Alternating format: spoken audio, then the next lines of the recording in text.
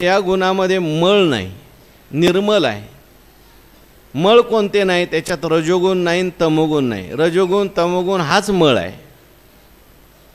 आणि एकदम निर्मल असल्यामुळे, स्वच्छ असल्यामुळे हा प्रकाशक आहे.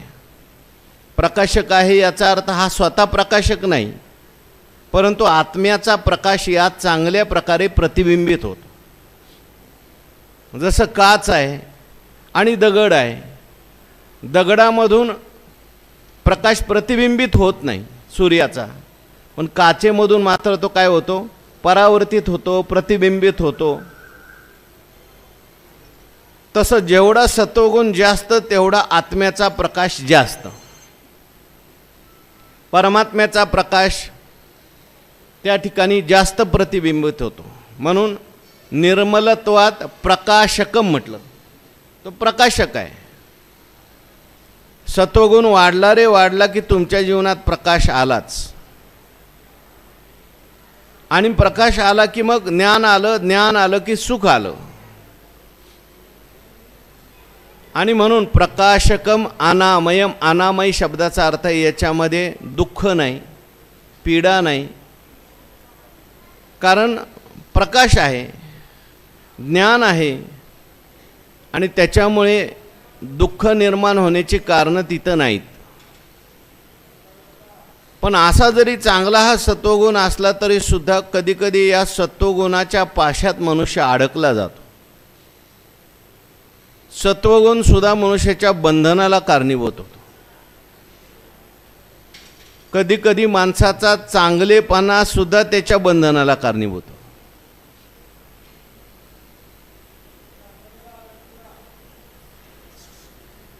मागे दृष्टांत सांगितला होता, परत एकदा सांगतो. एक सज्जन मनुष्य एका साधूच्या दर्शनाला चालले. दर्शनाला जात असताना रस्त्याने एक घर लागलं आणि त्या घरामध्ये एक पोपट होता पिंजऱ्यामध्ये.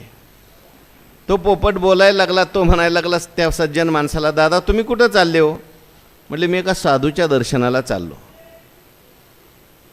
कशा करता? म्हटले माझे काही परमार्थिक प्रश्न त्यांना विचारायचे आहेत म्हणून चाललो. अहो मग माझं थोडं विचारताल का? म्हटले काय विचारायचं आहे तुझं? मी या पिंजऱ्यातून कधी सुटणार आहे हे मला सांगा. साधू म्हटले, तो सज्जन म्हटलं चला आपले प्रश्न विचारायचे आहेत तर आपण याचाही प्रश्न विचारू.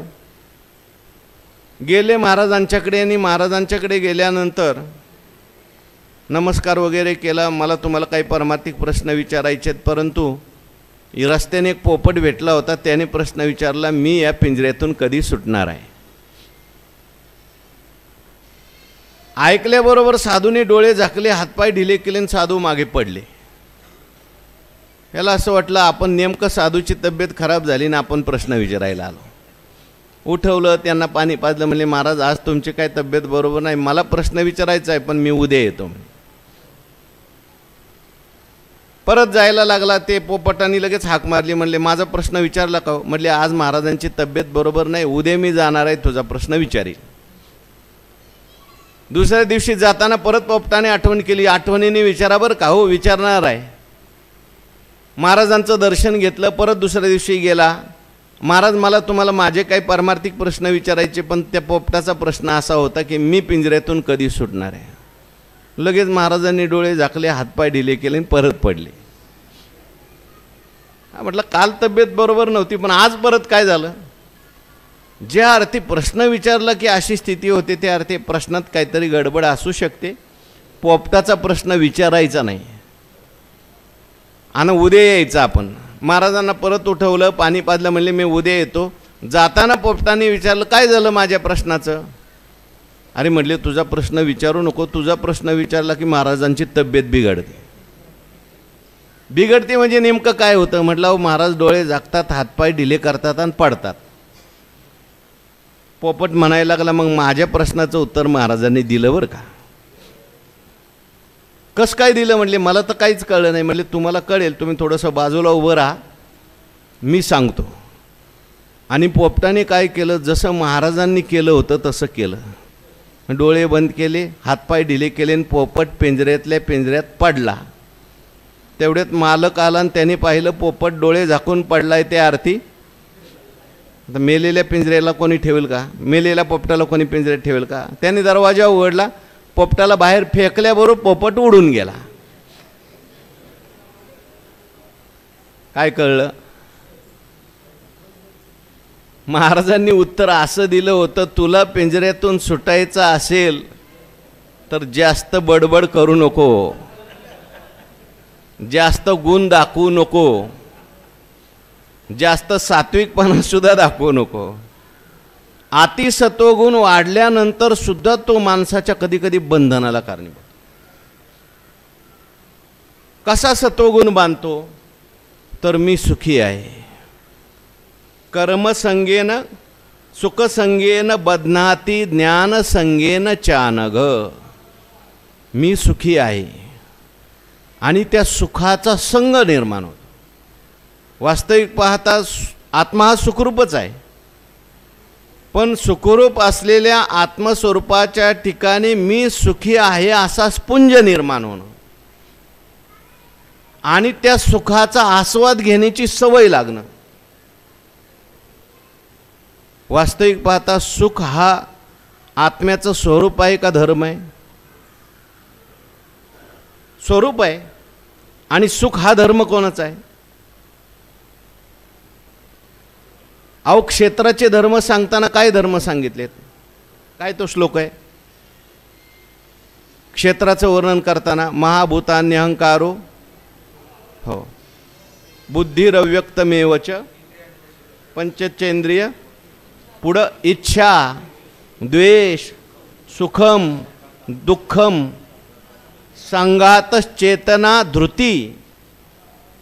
सुख हा धर्म क्षेत्राचा आहे आणि क्षेत्राचा हा सुख नावाचा धर्म जेव्हा क्षेत्रज्ञ आपल्यावर घेतो आणि मी सुखी आहे असं म्हणतो, त्याच्या बंधनाला कारण झालं.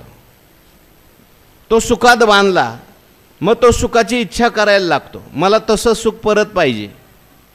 हो, मग अशी समाधी लागली होती तशी समाधी मला परत पाहिजे. मग अशी भजनात आनंद आला होता तसंच मला परत पाहिजे. विषयाचा आनंद घेण्यापेक्षा हा आनंद खूप चांगला आहे, हा आपल्याला देवाकडे नेणार आहे. पण त्या आनंदामध्ये सुद्धा परमात्म्याचा आनंद घेता घेता मनुष्य कधी बहिर्मुख आनंद घ्यायला लागतोच कळत नाही. वातावरणाचा आनंद घ्यायला लागतो, तो संगीताचा आनंद घ्यायला लागतो, तो बोलण्याच्या माधुर्याचा आनंद घ्यायला लागतो. म्हणून तुकाराम महाराज म्हणतात, नका पडू भरी जाल यमुपुरी भोगावया.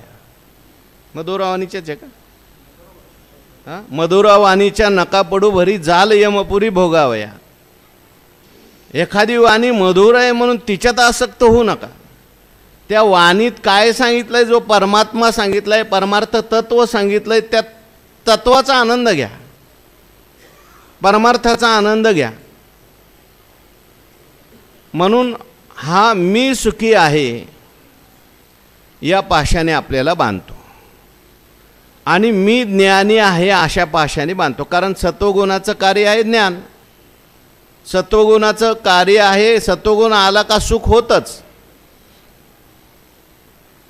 पण मनुष्य सुखात सुद्धा अडकतो. आपण काल पाहून आलो, योगी जो आहे तो समाधीत अडकतो, कर्मी जो आहे तो कर्म करताना त्या कर्माच्या आनंदातच अडकतो. उपासक आहे ते उपासना करता करता उपासनेने साधनेने होणारा आनंद आहे तिथंच थांबतो आणि मग परमात्मा स्वरूप हे आनंद रूप आहे. हा मला झालेला आनंद जो आहे तो स्थितीने झालेला आहे, इंद्रियाने झालेला आहे, त्रिपुटीने झालेला आहे, हे तो विसरतो. या आनंदाकडून आपल्याला आनंद रूपतेकडे जायचं हे विसरतो. म्हणून कुठलं तरी एक वाक्य मला वाटतं अष्टावक्र गीतेत, सुखम न आस्वादयेत किंचित, म्हणजे सुखाचा सुद्धा आस्वाद नाही करायचा. सुखाचा आस्वाद करायला लागले की तुम्ही सुखरूपतेपासून दूर गेले, तुम्ही पुन्हा क्षेत्रात गेले, पुन्हा तुम्ही त्या ठिकाणी अज्ञानात गेले. म्हणून ही पायरी आहे. याचा अर्थ सत्वगुण सोडायचा असं नाही. सत्वगुणी पायरी आहे. सत्वगुणातूनच पुढे गुणातीत व्हायचं आहे. पण भगवान म्हणतात की हा सत्वगुण सुद्धा बांधतो ज्ञानाच्या द्वारे, सुखाच्या द्वारे. कसा बांधतो? मने भाग्य ना माझे आजी सुखिये नाही दुजे. म्हणतो वा वा वा, काय माझं भाग्य आहे. म्हणजे लौकिकातलं तर ठीक आहे, पण परमार्थिक ह्याच्यामध्ये सुद्धा तो आपलं भाग्य समजायला लागतो. एखादी स्थिती प्राप्त झाली, एखादी अवस्था प्राप्त झाली, एखादी रिद्धिसिद्धी प्राप्त झाली, तर त्याला आपलं खूप मोठं भाग्य वाटायला लागतं. आणि त्या मने भाग्य ना माझे आजी सुखी नाही दुजे. आज माझ्यासारखा जगात कोणताच सुखी नाही. माझ्यासारखा आनंद कोणालाच नाही. आणि विकाराष्टके फुंजे सात्विकाचेनी. सात्विक सत्वगुणाचा आनंद असतो, सत्वगुणाचं सुख असतं, पण तो सत्वगुण जो आहे तो अजून विकारी सत्वगुण आहे. आणि मग सांगता सांगता त्याच्या डोळ्यात पाणी येतं. अनुभव सांगायला आला, म्हणायला काय आनंद आला हो, काय आनंद आला आम्हाला की आमच्यासारखे भाग्यवान आम्हीच. काही वाईट नाही ते बरं का, ते अष्टसात्विक भाव निर्माण होणं वाईट नाही, पण त्या अष्टसात्विक भावाचा अभिनिवेश धारण करणं. काही काही ठिकाणी कीर्तनात लोक एकमेकाच्या अंगावर पडतात, मोठे मोठे रडायलाच लागतात, ओरडायलाच लागतात. खरं असेल अष्टसात्विक भाव तर ठीक आहे, पण हा अष्टसात्विक भाव सुद्धा अंतकरणाची अवस्था एक आत्म्याचं स्वरूप आहे. आत्म्याचं स्वरूप आहे, अंतकरणाची अवस्था आहे. आत्म्याचं स्वरूप, आत्म्यात काही विकार नाही कुठलाच. आणि म्हणून त्या अष्टसात्विक भावामध्ये सुद्धा वाहून जाणं. अष्टसात्विक भाव आले पाहिजेत, पण त्याचा अभिनिवेश तयार होणं, त्याचा अभिमान तयार होणं आणि त्याचं कौतुक वाटायला लागणं. हो, माझ्या डोळ्यात पाणी आलं आणि तुमच्या आलं नाही. तुम्हाला मी असं नाही समजायचं की बाबा मी फारच मोठा भाग्यवान आहे, ह्यांना काही येत नाही पाणी. बाबा ज्याचं त्याचं अंतकरण आहे, जसं बनलेलं आहे तसं ती अवस्था येऊ शकते. ते नाथ महाराजांनी प्रेमाचे 4 प्रकार केले. मला सगळे वय तुम्हाला आठवले तर सांगा. तमोगुणी प्रेमा, रजोगुणी प्रेमा, सात्विक प्रेमा आणि निर्गुण प्रेमा. तमोगुणी प्रेम कसं आहे तर ते म्हणले गेल्या मेल्याची वार्ता. एवढंच मला आठवतं आहे बरं का, आणखीन पुढं ओवी आहे. म्हणजे पुराणातल्या सुद्धा कथा ऐकत असताना गेल्या मेल्याची वार्ता ऐकून ज्याच्या डोळ्यात पाणी येतं ते तमोगुणी प्रेम आहे म्हटले. रजोगुणी प्रेमा कोणता म्हटले? युद्धाचे शौर्यपण, योद्ध्यांचे शौर्यपण. युद्धाच्या गोष्टी ऐकल्या आणि युद्धाच्या गोष्टी ऐकल्यानंतर एखाद्याच्या डोळ्यात पाणी येत असेल. पोवाडा तुवा केला गंधर्वाशी, तुवा संग्रामी हारू जिंतीला, निवात कवचाचा ठाव फेडीला, पोवाडा तुवा केला. ऐकता ऐकताच ह्याच्यात डोळ्यात पाणी यायला लागलं. योद्ध्याच्या गोष्टी म्हणजे नास्तिकापेक्षा हा खूप चांगला आहे बरं का, वरचा अधिकारी आहे. पण नाथ महाराज म्हणतात हे सुद्धा रजोगुणी प्रेम आहे. सत्वगुणी प्रेमा कोणता? भगवंताच्या सगुण मूर्तीचं वर्णन ऐकलं, भगवंताच्या निर्गुण स्वरूपाचं वर्णन ऐकलं, ऐकल्यानंतर अंगावर काटे आले, डोळ्यातून पाणी आलं, आणखीन स्तब्ध होऊन गेला, समाधी लागली. सत्वगुणी प्रेम आहे. पण त्याच्या पुढचा निर्गुण प्रेमा सांगितला की परमात्मा, जीव हा परमात्मा स्वरूप होऊन जाणं. रडे पडे लोळे प्रेमाविन डोळे गळतात. मी तुकाराम महाराजांच्या वेळेस सुद्धा अशी कीर्तन होत असावी. सासू साठी रडे सून, भावांतरीचा भिन्न. ते तर आता ते जाऊ द्या, पण हे आपलं सत्वगुणातलं तो बंद कसा निर्माण होतो. अष्टसात्विक भावे चांगलेत, पण अष्टसात्विक म्हणून भगवंतांनी कधी कधी अर्जुनाला अष्टसात्विक भावात राहू दिलं नाही. म्हटले हा जर अष्टसात्विक भावातच राहिला तर पुढची गीता कसं काय ऐकल.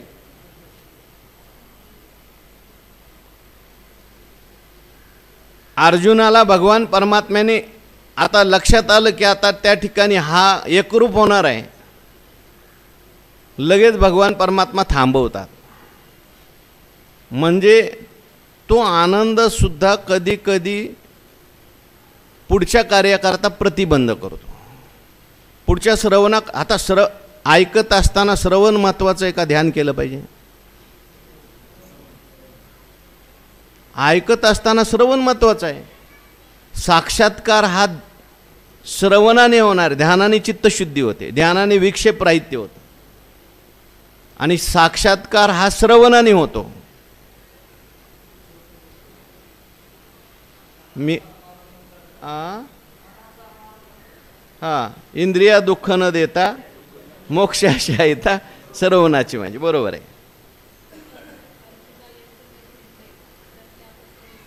हां, आले भरते एवढे ते काढूनही पुढते. एवढं भरता आलं ते काढून ठेवलं भगवंतानी. म्हणजे काय, मी एका मोठ्या महात्म्याच्या मुखातून ऐकलं. म्हणजे ते ऐकत असताना जर कोणी ध्यान करायला लागलं ते रागवायचे. तुला ध्यान करायचं तिकडे जाऊन बस ना डोंगरात, एकांतात जाऊन ध्यान कर. इथे ऐकायचं महत्त्वाचं आहे, श्रवण महत्त्वाचं आहे. ज्ञानोबारांचे शब्द आहेत, ज्ञानोबाराय आपल्याशी बोलतायत, अशा पद्धतीने आपण ते ऐकायचं आहे. मग कधी कधी हा सात्विक प्रतिबंध सुद्धा आपल्या साक्षात्काराच्या आड येतो. मला सुख झालंय, आता मला आनंद झालाय, मला दुसरं आता काय करायची गरज नाही, मला समाधी लागते, मला ही अवस्था प्राप्त झाली, मला ती अवस्था. अरे पण ह्या अवस्था आहेत, पुढं जाण्याचा मार्ग आहे. मी मागे सांगितलं होतं, एक मनुष्य, त्या मोठे एक संत होते, त्यांच्याकडे गेला, म्हणायला लागला मी 50 वर्ष वेदांत ऐकला, मला अजून समाधान नाही, मला समाधान होईल असं काहीतरी सांगा. ते म्हणले तू अजून वेदांत ऐकलंच नाही, कारण समाधान हे वृत्तीत असतं आणि आत्मा हा समाधान रूप आहे. तुला समाधान व्हावं असं वाटतंय, त्या अर्थी अजून तुझं देह तादात्म्य सुटलं नाही. आत्मा तर समाधान रूपच आहे ना, आणि ते तुझं स्वरूप आहे. तुला ज्या अर्थी अजून व्हावं वाटतंय, मी सुखी व्हावं वाटतंय, मी ज्ञानी व्हावं वाटतंय, त्या अर्थी तुला ज्ञान कळलंच नाही ना, तुला आत्मा कळलाच नाही. म्हणून विकाराष्टके फुंजे सात्विकाचेनी, फुंजे म्हटले ज्ञानोबारांनी, तो डोलतो. त्याच्यामध्ये ज्ञानोबारांनी पुढे शब्द वापरलाय भूत. फुंजे वापरले आणि पुढे भूत शब्द वापरलाय बघा. आणि येणेही न सरे लांकन लागे दुसरे, ते विद्वत्तेचे भरे भूतांगी.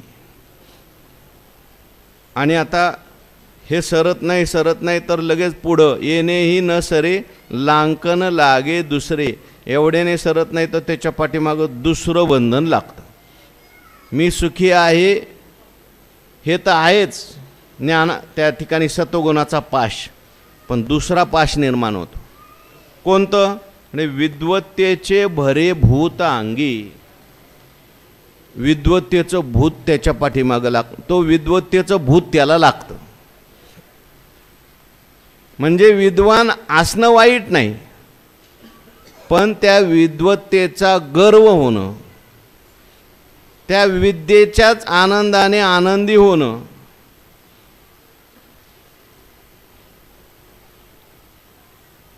काय मज होनी ज्ञानी अल्पविद्यापरी गर्व शिरोमणी, मज होऊन ज्ञानी कोण आहे.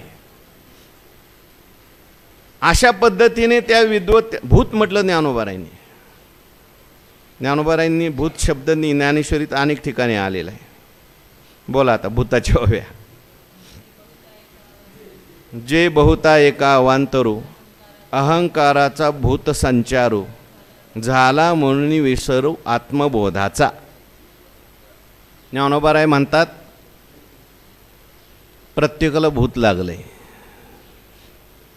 आणि म्हणून आत्मबोधाचा विसर पडलाय. भूत लागल्यानंतर जे मूळ असतं त्याला विसरतो, ते दुसरं भूत आलेलं असतं तेच बरळतं.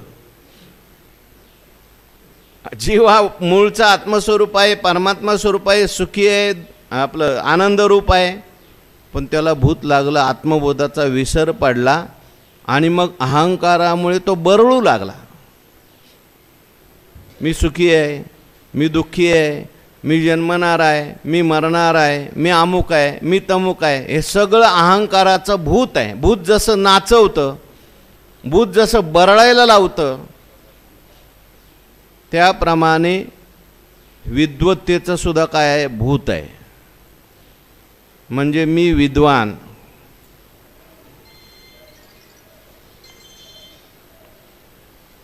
आणि मग तो काय करतो, ते जसं एखाद्याला भूत संचार झाला की तो नाचायला लागतो, काहीतरी बराळायला लागतो, तसं ह्याला सुद्धा काय तिथे विद्या धने माझे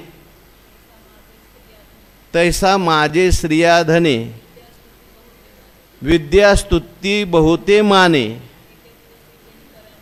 हां, किंवा काल आपण ओवी म्हणून आलो, घाली विद्येचा पसारा सोये सुकृताचा डांगोरा करी तेतुले मोहरा स्पितीसाठी. संपूर्ण त्या ठिकाणी विद्येचा पसारा घालायला लागतो. कुठं जाईल तिथं आपली विद्या प्रगट करण्याचा प्रयत्न करतो आणि दुसऱ्याला तुच्छ लेखण्याचा प्रयत्न करतो. माझ्यासारखा ज्ञानी मीच आहे असं म्हणायला लागतो. ज्ञानोबाराय म्हणतात आपणची ज्ञानस्वरूप आहे. कशा पद्धतीने, ते गेले हे दुःख न वाहे की विषय ज्ञाने होय गगना एवढा. वास्तविक पाहता आपण ज्ञानस्वरूप आहोत. जीव हा काय आहे, सच्चिदानंद स्वरूप आहे, सद्रूप आहे, चिद्रूप आहे आणि आनंद स्वरूप सुद्धा आहे. ज्ञान हा आत्म्याचा गुण नाही बरं का.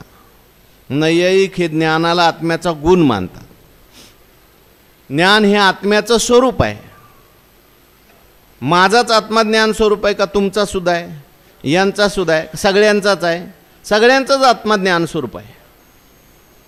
पण मी ज्ञानस्वरूप आहे, आपणची ज्ञानस्वरूप आहे, ते गेले. आपण ज्ञानस्वरूप आहोत, आपण आनंद स्वरूप आहोत, ते गेलं त्याचं दुःख वाटत नाही. आपण सुखरूप आहोत, हे गेलं त्याचं दुःख कशामुळं गेलं. अहो, वृत्ती ज्ञानाने तो सुखी व्हायला लागला. एखादी व्यक्ती भेटली, एखादी वस्तू भेटली, एखादी परिस्थिती निर्माण झाली, त्या परिस्थितीने सुखी व्हायला लागला. त्या परिस्थितीने एखाद्या विषयाचं ज्ञान झालं, ज्ञानी म्हणायला लागला.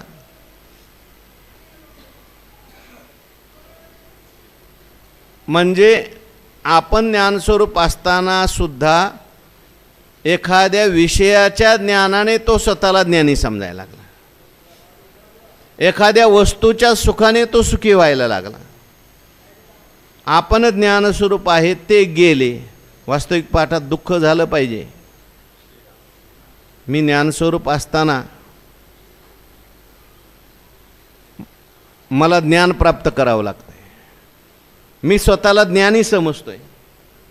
मी सुखस्वरूप असताना सुद्धा मी स्वतःला सुखी मानतो. हे गेले तयाचे दुःख न आहे. कारण मी सुखी म्हणण्याकरता आपल्या सुखस्वरूपतेला सोडावं लागतं. मी ज्ञानी म्हणण्याकरता आपल्या ज्ञानस्वरूपतेला सोडावं लागतं. मग मी ज्ञानी असताना, ज्ञानस्वरूप असताना, सुखस्वरूप असताना तिकडे त्याचं लक्ष नाही. ते काय कस्तुरी असते, हरणाच्या कशामध्ये, नाभीमध्ये कस्तुरी असते आणि त्याचा सुगंध सुटलेला असतो. मग तो सुगंधाकरता इकडे तिकडे धावत असतो हरिण. आणि धावून धावून कधी कधी तो मरतो म्हणतात. पण त्याला सुगंध सुगंध कुठं आहे? ते मीराबाईंची गवळण आपण म्हणतो, पाणी मो मी न प्यासी. पाणी मो मी न प्यासी, पाण्यामध्येच राहणारा मासा त्याला तहान लागली. मीराबाई म्हणतात मला हसायला आलं का, कारण पाण्यातच आहे आणि त्याला कशी काय तहान लागली. मासा पाण्यात असला तरी त्याला तहान लागते म्हणतात. तो सरळ पोहायला लागला की त्याला तहान लागते आणि उलटा झाला की मग त्याच्या शरीरात पाणी जातं. तसं जीवाला सुखाची तहान लागली. ती म्हटली, मीराबाई म्हणतात की पाणी मो मी न प्यासी, मोये सुन सुन आवत हासी. आत्मज्ञान बिन नर भटकत है, कहा मथुरा कहा काशी. तैसा हृदयामध्ये मी रामू, आस्था सर्व सुखाचा आरामू, की भ्रांताशी कामू विषयावर. की थुंकीजे अमृताचा बहुमृगजळ देखोनी डोळा, थुंकीजे अमृताचा गिळता गळाळा, तोडीला परिसु बांधिळा गळा शुक्तिका लावे. ना तरी अमृताच्या सागरी बुडीजे, तोंडा का वज्र मिठी पाडीजे. मनीत वाटविजे, कशाच्या सागरात पडलाय आणि तो म्हटला बुडून जाईल, मरून जाईल. पण तहान लागली, म्हटलं आपल्या घरात ते घरात शेजारी डबकं आहे, त्याच्यातलं पाणी चांगलं होतं, ते पिऊन यायला पाहिजे होतं. कशासाठी सांगतात? आपणची ज्ञान स्वरूप आहे, ते गेले ते दुःख न वाहे, का विषय ज्ञाने होय गगना एवढा. उदाहरण दिलं, रावो जैसा स्वप्नी रंक पनीर गे धानी, तो दो दाना मानी इंद्रनामी. तैसी गा देहातीता झालिया देहवंता, हो लागे पंडू सुता बाह्यज्ञानी. उदाहरण दिलंय, रावो जैसा स्वप्नी रंकपणे रिगे धानी. राजाला स्वप्न पडलं आणि स्वप्नात राजा झाला भिकारी. काय चिंतन केलं असेल, एखादा भिकारी बघितला असेल दिवसा आणि भिकारी गेल्यानंतर त्याचं चिंतन केल्यानंतर राजा झाला भिकारी. आणि भिकारी झाल्यानंतर रंकपणे रिगे धानी, रंक समजून स्वतःला भिकारी समजून तो भीक मागण्याकरता म्हणून शहरात गेला. कोण आहे? स्वप्न पडलंय, स्वप्नात काय झालाय? भिकारी झालाय. खरा झालाय का? नाही, पण स्वप्नात झालाय. बरं, भिकारी झाल्यानंतर मग त्याला कोणीतरी भीक दिली, दो दाना. तो दो दाना मानी इंद्र नामी. आणि 2 दाणे मिळाल्यावर म्हणायला काय भाग्य आज, असं सुख कुठंच नाही. मला आता इंद्रासारखं सुख मिळालं. अरे बाबा, ह्या 2 दाण्यावर सुखी होण्याचं तुला काही गरज नाही. तू मूळचा कोण आहेस? राजा आहेस. पण असं असताना सुद्धा त्याला झोप लागली. झोप लागल्यावर स्वप्न पडलं. तसं जीव हा मूळचा राजा आहे. रागद्वेष जरी निमाले, तरी ब्रह्मीचे स्वराज्य आले. मग तो भोगी सुख आपले आपणची. जीवाला राजा अनेक ठिकाणी ज्ञानेश्वरीत म्हटले.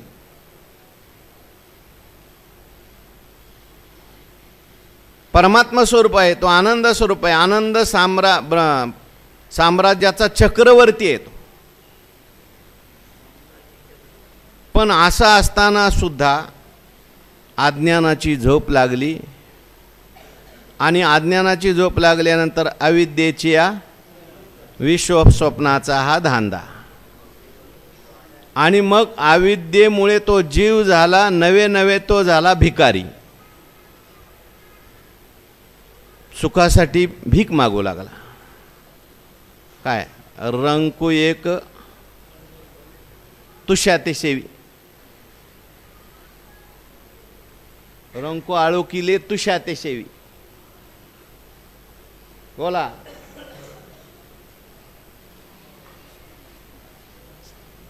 समाधी. जे आपण पे नाही देखिले तेची इंद्रियार्थी रंजेले, जैसे रंकू का आळो किले तुष्याते सेवी.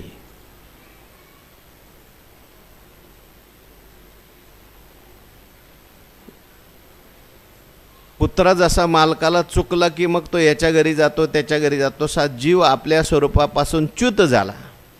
मग विषयाच्या दारात त्याला भीक मागत भिरावं लागतं आणि ते विषयाचं थोडं सुख मिळालं की तो स्वतःला सुखी समजतो.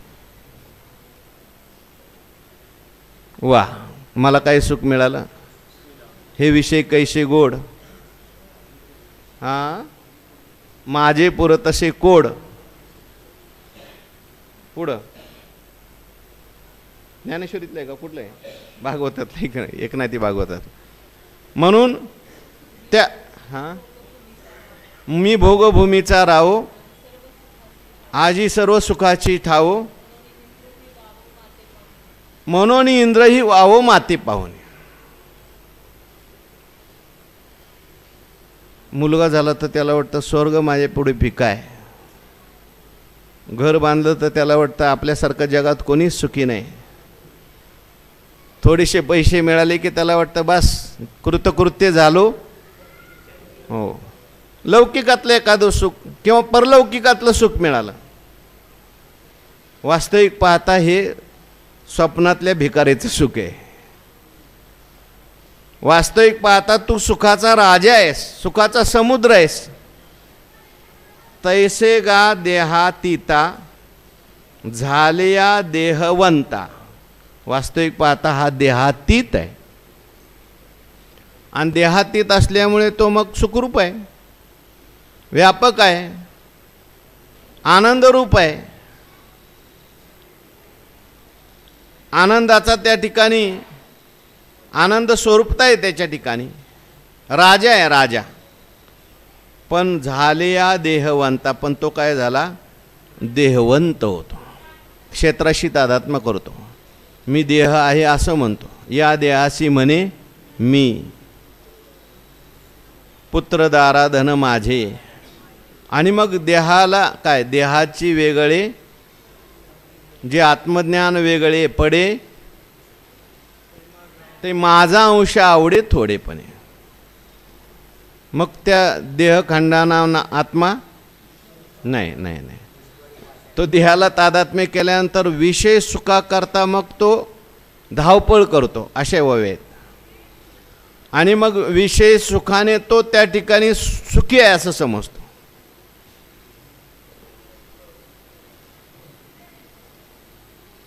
ऐशा ओळगोनी स्वप्ना धावत भाऊ स्वर्गाच्या राना, तया चैतन्या नाम अर्जुना क्षरपुरुष. मग सुखाकरता मी सुखी म्हणतो. घोरत होता बदबदा, अज्ञानाच्या निदा, जो घोरत होता बदबदा, हां स्वस्वरूपी प्रबुद्धा चैला की. मी सुखी मी दुःखी असं म्हणतो, घोरतो. पाठीत ये निद्रेचे नि भरे, मी सुखी दुःखी म्हणत घोरे. अहम समाधीचे नि थोरे, ओसने साधे म्हणजे काय, ओसनाय साधे, साधे म्हणजे घोरतो. मी सुखी आहे मी दुःखी आहे हे घोरणंच आहे, स्वप्नातलंच आहे. वास्तविक पाहता तो स्वतः सुखरूप आहे, बडबड करतो मी सुखी दुःखी. प्रवृत्तीशास्त्र बुझे, यज्ञ विद्या उमजे, किंबहुना सुजे स्वर्गवरी. त्याला ज्ञान किती होतं, बाह्य ज्ञान किती करून घेतो बघा तो. म्हणजे तो कोणत्या ज्ञानाने सुखी होतो. रजोगुण वा कसा बांधतो, सत्वगुण कसा बांधतो हे चाललंय ना आपलं. सत्वगुण सुखाने कसा बांधतो आणि सत्वगुण ज्ञानाने कसा बांधतो हे चाललंय. तर सत्वगुण बांधत असताना ज्ञानाने बांधतो आणि कोणतं कोणतं ज्ञान तो प्राप्त करून घेतो. तर त्याचं वास्तविक पाहता तो ज्ञानस्वरूप आहे, पण बाह्य ज्ञानाने मी ज्ञानी आहे असा स्पुंज निर्माण होतो आणि त्या ज्ञानाची आसक्ती निर्माण होते, त्या ज्ञानाचा गर्व निर्माण होतो. मग तो सत्वगुणात राहत नाही, तो रजोगुणात जातो, तो तमोगुणात जातो पुढे.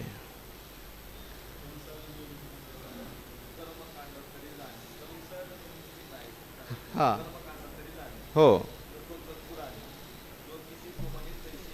हां. कर्मकांड तरी जाणे मुखोद्गत पुराणे ज्योतिषी तो म्हणे तैसेचे होय. शिल्पी अति निपुण सुपकर्मी प्रवीण विधी आथर्वन हाती आथी कोकी नाही ठेले भारत तरी म्हणतले आगम आफाविले मूर्ते होती नीती जात सुझे वैद्यकेही बुझे काव्य नाटकही दुजे चतुर नाही स्मृतीची चर्चा दंशु जाणे गारुडियाचा निघंटू प्रज्ञेचा पायकी करी. व्याकरणी चोखडा तर्की अति गाढा आत्मज्ञानी पुढा जातंद्यू जायस. काय काय येतं त्याला बघा तुम्ही. हे वाईट आहे का? ज्ञान होणं वाईट नाही बरं का, पण ज्ञानाचा अभिमान गर्व आणि त्या ज्ञानातच तो संतुष्ट होतो. चांगदेव महाराजांचं उदाहरण आपल्याला माहिती आहे. चांगदेव महाराज एवढे प्रवीण होते, विद्या कशा ग्रहण कराव्या विद्यार्थ्यांनी हे शिकायचं असेल तर चांगदेव महाराज चरित्र पूर्ण महाराष्ट्रात फिरले. ते नागडोह नावाचं त्यांचं गाव आहे, ते नगरजवळ नारायणडोह बरोबर आहे. आणि नारायणडोह तिथे जन्माला आलेले, परंतु विद्येसाठी पूर्ण महाराष्ट्रात सगळे विद्या 14 विद्या अवगत केल्या त्यांनी म्हणतात. गुरुकडे जायचे, तिथं सेवा करायचे, विद्या ग्रहण करायचे, गुरूंनी हात जोडायचे त्यांना, अहो आमची विद्या संपली आता, तुम्ही दुसरा गुरु बघा. मग दुसऱ्या गुरुकडे एकच विद्या राहिली फक्त शिल्लक, ती म्हणजे योग विद्या. कोणीतरी सांगितलं आता इथं एवढे कोणी समाधी लावणारे योगी साक्षात्कारी योगी नाहीत, तुम्ही काशीला जा. काशीला गेले, तिथं चौकशी करायला लागले, अमुक अमुक ठिकाणी एक भुयार आहे आणि तिथं योगी आहेत. लोक म्हणले आम्ही तिकडं फिरकत सुद्धा नाही, तिथं वाघ आहेत, तिथं शिव आहेत, त्या भुयारात पिशाच्चे आहेत, अमुक आहेत, साप आहेत. आतापर्यंत त्या भुयारात गेलेला कोणी परत आलेला. चांगदेव महाराज होते, त्यांनी अगोदरच जारण मारण उच्चाटन स्तंभन या सगळ्या विद्या घेतल्या होत्या. आणि मग चांगदेव महाराज नुसते एकटे नव्हते गेले, महाराष्ट्रातून मोठी दिंडी घेऊन गेले होते. ते रस्त्यामध्ये म्हणतात त्या विद्येच्या द्वारे त्यांना सगळ्या रिद्धिसिद्धी होत्या, त्या सगळं जेवणाची याची व्यवस्था करायची. भुयारात आतमध्ये गेल्यानंतर आले त्यांनाही प्रतिबंध, वाघ आले, सिंह आले, भूत पिशाच आले, साप आले, सगळ्यांना आपल्या विद्येच्या द्वारे सगळ्यांना नष्ट करून टाकलं. खाली योग्याजवळ गेले, दिव्य प्रकाश पडलेला होता. तो योगी म्हटला ज्या अर्थी हा इथपर्यंत आला त्या अर्थी हा अधिकारी आहे, सगळ्या विद्या घेऊन आलाय हा. आणि मग त्यांना हात जोडले आणि सांगितलं मला योग विद्या शिकायची. कोणत्या कोणत्या विद्या आहेत? सगळ्या विद्या येतात मला. मग एवढीच राहिली म्हणे शेवटची 17वी जीवन कळा. हा पण योगाच्या दृष्टीने त्यांनी काय सांगितलं, काय हरकत नाही, योग विद्याही शिकले, समाधी लावायला शिकले, प्रवृत्तीशास्त्र बुझे, पण तरीसुद्धा त्यांची विद्या काय राहिली, थोडीशी अजून कमीच राहिली, अपुरी राहिली. का अपुरी राहिली? त्या आनंदातच चांगदेव महाराज राहिले. आत्मा असंग आहे, द्रष्टा आहे, आत्मा कळलंय, माझं स्वरूप आत्मा आहे हेही कळलंय, मी आत्मा आहे प्रकृती नाही हे कळलं, म्हणून आत्म्यामध्ये जाऊन बसायचे, समाधीत जाऊन बसायचे. किती वेळ न्यायला त्यांना काळ आला की ते समाधी लावून बसायचे, काळ वाट बघायचा निघून जायचा. असं काळाला किती वेळा परत पाठवलं? 14 वेळेला. म्हणून त्यांची 14 नावं दिलेली आहेत. वटेश्वर चांगा, चक्रपाणी चांगा, हां अनेक नावं, 14 नावं आहेत त्यांची, 14 जन्माची 14 नावं. ते 14 जन्म कुठे कुठे घेतले त्याचं वर्णन आहे. तेव्हा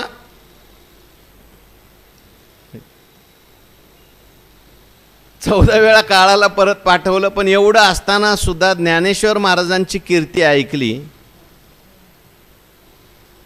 तर असं वाटायला लागलं आपलं सगळं ज्ञान काय आहे, व्यर्थ आहे. पहिल्यांदा चांगदेव महाराजांनी असं म्हणतात प्रश्न कुंडली मांडली. लोकांनी सांगितलं अशी अशी लहान मुलं आली होती, त्यांनी रेडा बोलवला, त्यांनी पितर जेव घातले. खरं नाही वाटलं. माझ्यापेक्षा जगात कोणी ज्ञानी आहे याला मान्यताच करत नव्हते. प्रश्न कुंडली मांडली. त्यांना ज्योतिषशास्त्र असं येत होतं. बरोबर प्रश्न टाकला. अजूनही काही ज्योतिषी असे आहेत आपल्याकडे, तुमची जन्मतारीख लागत नाही, काही नाही, त्यांना नुसतात ते काय करतात, प्रश्न विचारतात तुम्हाला आणि त्या प्रश्नावरून कुंडली मांडतात. आज येत बरं का. मागे काहीतरी असं होतं, ते काशीला गणेश्वर शास्त्री म्हणून, तिथून प्रश्न विचारतात ते, आणि तुम्ही प्रश्नाचं उत्तर दिलं की लगेच कुंडली टाकतात, आणि कुंडली ती मांडली त्याच्यावरून भविष्य सांगतात. कारण ती शास्त्र आहे ना ते. तसं कुंडली मांडल्याबरोबर त्या चांगदेव महाराजांना कळलं बरोबर आहे म्हणे, ते त्यांनी जे सांगितलं हे खरं सांगितलं. म्हणजे ज्योतिषशास्त्र त्यांचं तयार होतं, योगशास्त्र तयार होतं, सगळे रिद्धी त्यांच्याकडे तयारच होत्या. प्रवृत्तीशास्त्र भुजे, यज्ञविद्या उमजे. म्हणजे प्रवृत्तीशास्त्र कोणतं आहे? संसारासंबंधी सगळी शास्त्र, कर्मकांडाच्या संबंधी जेवढी काही शास्त्र आहेत ते सगळं त्यांना चांगलं कळलं. आता आपण वया म्हटल्या कर्मकांड तरी जाणे मुखोद्गत पुराणे, सगळी पुराणं मुखोद्गत आहे. कोणत्या पुराणात काय आलं आहे, कोणत्या पुराणात काय आलं आहे, शनिवारी काय करायचं, सोमवारी काय करायचं, मंगळवारी काय करायचं, बुधवारी काय करायचं, प्रवृत्तीशास्त्रात आहे ते सगळं. हो, मोक्षशास्त्रापेक्षा प्रवृत्तीशास्त्रात लोक जास्त प्रवृत्त होतात. हो, एक शिवपुराण कथाकार आहेत आपल्या इथं, आता पुण्यात कथा झाली, लाखोचा समाज, 2-4 लाख समाज. हां, सोमवारच्या दिवशी बेलाचं पान घ्या, एवढे एवढे तांदूळ घ्या, इथं पाणी टाका, तिथं पाणी टाका, अमुक होईल तमुक होईल. लोकांना त्या ठिकाणी बरं ते सांगतात काय, पुराणाच्या बाहेर सांगत नाही, पुराणात आलेलंच आहे ते. पुराणांनी सांगितलंय का, त्याच्यामागे पुराणाचा उद्देश वेगळा आहे. एकदम नास्तिक मनुष्याला देवाकडे प्रवृत्त करण्याकरता काय, औषध देऊनी चाळविले बाळा, दावनिया गुळा दृष्टी पुढे.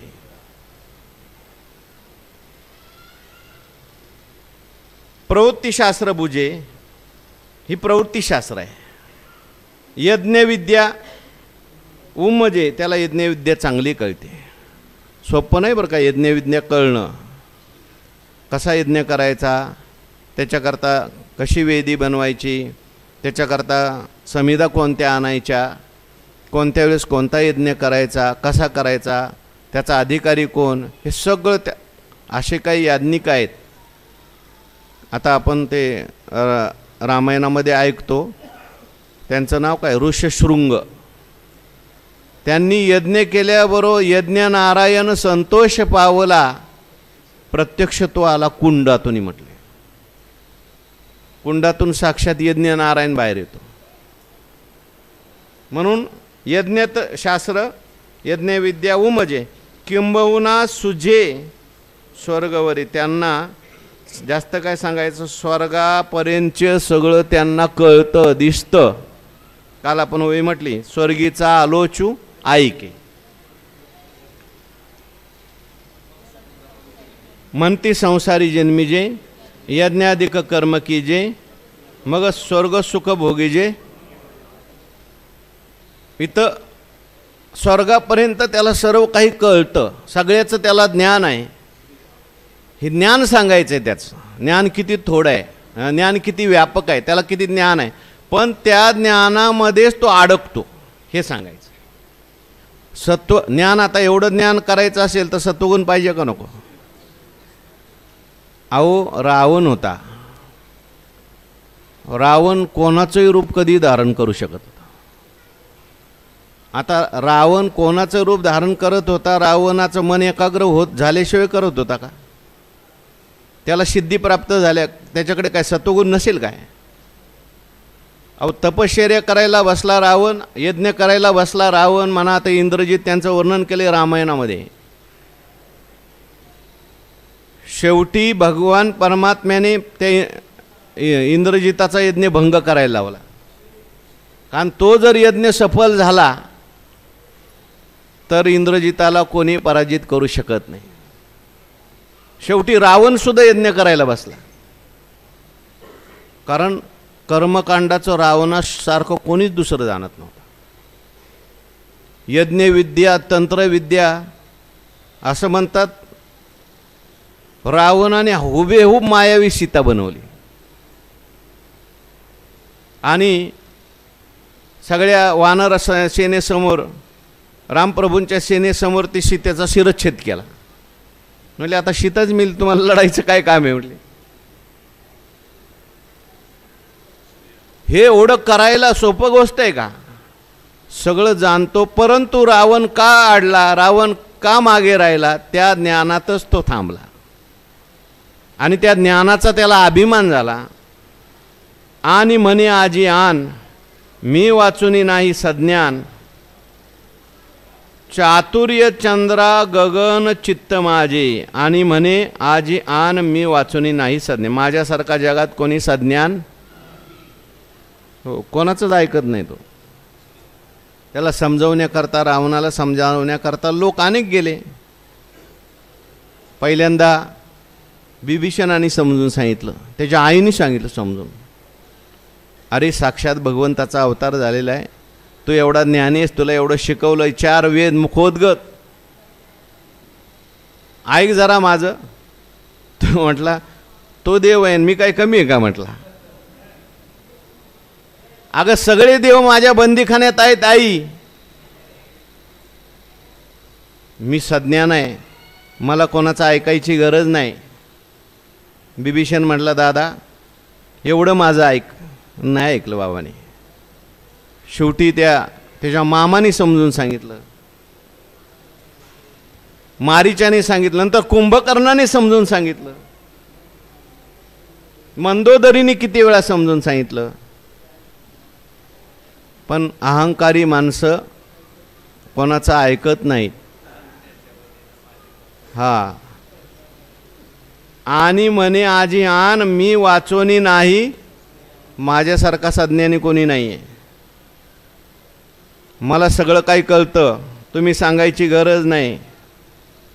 शेवटी भगवंतांनी विचार केला की याला अजून एक आपण संधी देऊ, म्हणून काय पाठवला? अंगदाला पाठवलं शिष्टाईकडे. अंगद गेले आणि त्यांनी सांगायला सुरुवात केली. हो, तो म्हटले बरं झालं म्हणे, आता मला माकडच गुरु करायचा राहिला होता म्हणे. असे शब्द वापरले ते तुलसी रामायणामध्ये. बाकी सगळे गुरु केलेत मी, म्हणलं माकड गुरु करायचा राहिला होता फक्त, म्हणे तू मला सांगायला लागला म्हणे. म्हणजे माझ्या वाचून दुसरं कोणी ज्ञानी नाही असं म्हणतो. चातुर्य चंद्रा गगन चित्त माझे, ऐसे सत्व सुख ज्ञानी, जीवाशी लावूनी कानी, बैलाची करी वाणी, पांगुळाची या. ऐसे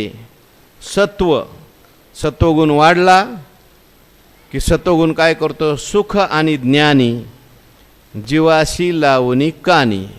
ह्या दोन दोऱ्या सत्वगुण जो आहे त्या दोन दोऱ्या जीवाला लावतो आणि जीवाला काय बनवतो, बैल बनवतो. म्हणजे बैलाची करी वाणी पांगुळाची या.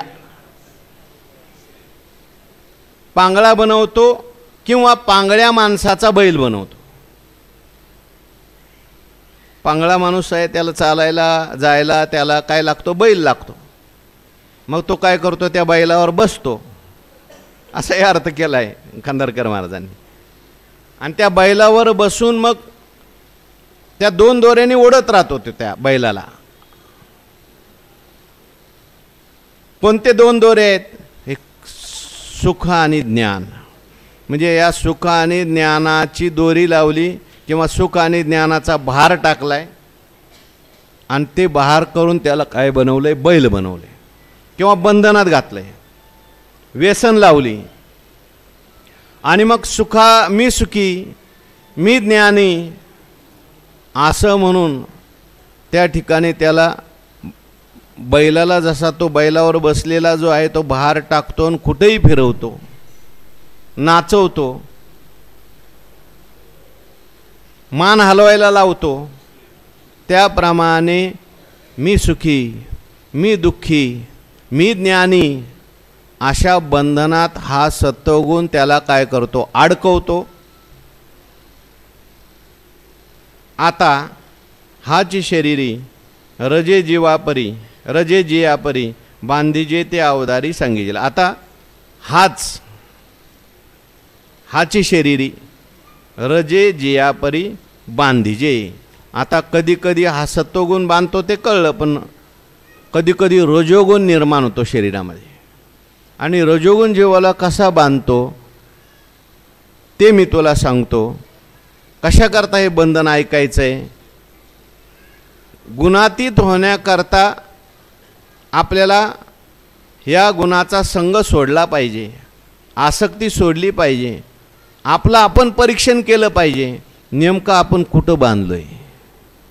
आपण सत्वगुणात बांधलोय,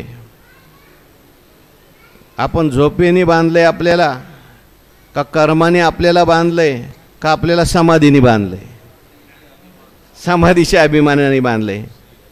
आपल्याला सात्विक आनंदाच्या, कधी कधी सात्विक कर्माचा इतका अभिमान होतो माणसाला.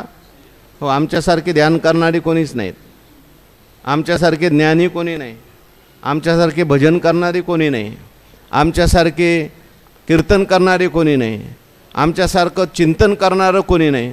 असं म्हणून त्या सत्वगुणाने तो बांधला जातो आणि आपल्या आत्मस्वरूपापासून च्युत होतो. त्याच आनंदामध्ये त्या ठिकाणी अडकतो आणि आपण आत्मस्वरूपाचा आनंद आहे, मी आनंदरूप आहे, इथं तो कधी पोचतच नाही. म्हणून गुणाचं हे बंधन ऐकलं पाहिजे. राहिलेला विचार उद्याच्या प्रवचनात. पुंडलिक वर्ग विठ्ठल श्री ज्ञानदेव तुकाराम विठ्ठल विठ्ठल विठ्ठल विठ्ठल विठ्ठल विठ्ठल पुंडलिक वरद हरी विठ्ठल.